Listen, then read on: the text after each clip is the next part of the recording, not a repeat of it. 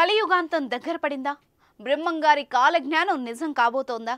చలికాలం మధ్యలో ఎండలు ముదరడం, చింత చెట్టుకు పాలు కారడం ఇలాంటి పరిణామమేనా? అవును అంటున్నారు ఎం కొత్తవలస గ్రామ ప్రజలు.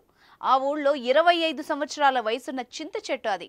భోగి నుంచి ఆ చింత చెట్టుకు ఒక కొమ్మ నుంచి పాలు కారుతున్నాయి.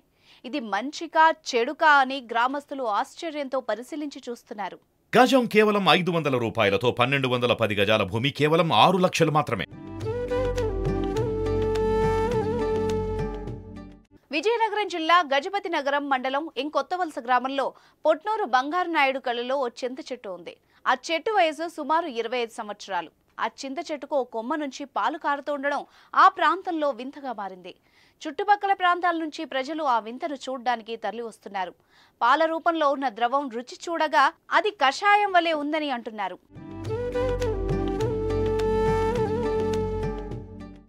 ఎం కొత్తవలస గ్రామంలో గాని ఆ చుట్టుపక్కల గాని ఇంతవరకు ఇలాంటి వింత చూడలేదని, ఇది ఏదైనా విపరీతానికి దారితీస్తుందేమోనని భయపడుతున్నారు గ్రామస్తులు. ఆ చింత చెట్టుకు రోజుకు 5 లీటర్ల వరకు పాలు కారుతున్నాయి. పాల రూపంలో ఉన్న ద్రవం కొన్ని గంటల తర్వాత నీటి రూపంలోకి మారుతోంది. ఆ ద్రవాన్ని రుచి చూడగా అది కషాయం వలె ఉందని అంటున్నారు. ఎక్కడా లేని వింతగా గ్రామస్తులే కాకుండా చుట్టుపక్కల ప్రాంతాల నుండి ప్రజలు ఆ వింతను చూడడానికి తరలి వస్తున్నారు.